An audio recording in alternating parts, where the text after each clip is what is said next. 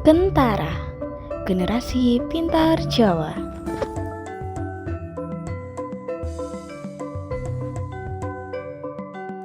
Sugeng siang bocah-bocah, dinten iki boten sasuwi-suwi awak dhewe bakal sinau bahas ngenani aksara rekan nggih.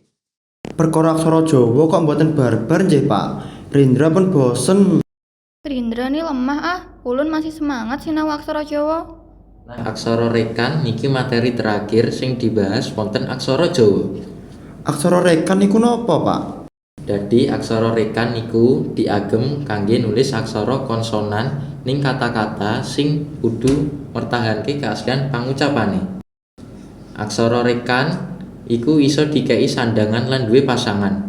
Cacahe wonten 7 yaiku ko, se, go, fa, ze, sya, sya. Contoh aksara rekan niku wonten napa wae, Pak?